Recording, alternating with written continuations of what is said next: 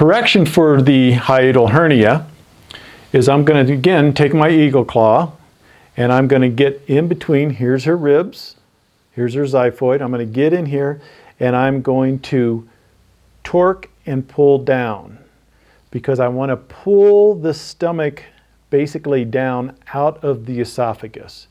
I'm going to pull down and torque clockwise. And I might give this several rotations depending on how it is for the patient.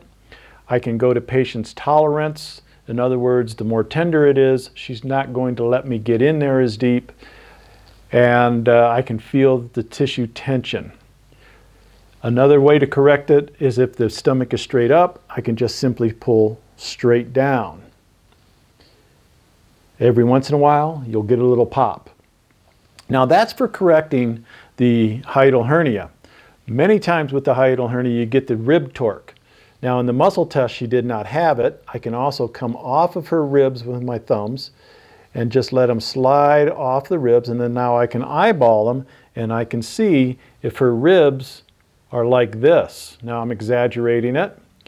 Okay, this is the way it's going to go a majority of the time. If she does have that, then I'm going to get the patient's permission. Jamie, I'm going to fix your ribs. I'm going to put a hand here and a hand here. If that's uncomfortable for you, I need to know. I can bring Michelle in to observe just to make sure. Are you okay with that? That's perfectly fine. Okay. So what I'm going to do now is I'm going to get my hand here. I'm going to get my other hand up here. And I'm going to have Jamie take a breath in deep and let it all the way out. And as she's breathing out, I'm taking her ribs in this kind of fashion.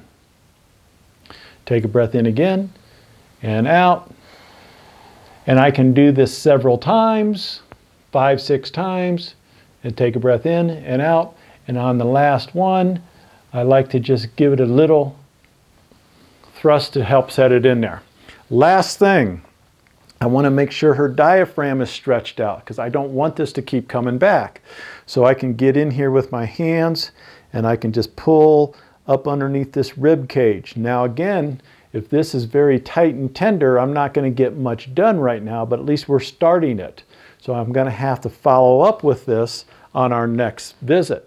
I want to make sure I do the other side as well.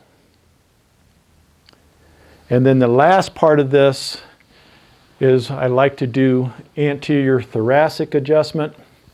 So if you're not a chiropractor, you'd have to refer out with this. Let's have you just do a little sit up here for me and just go ahead and relax. And then we just do a little adjustment.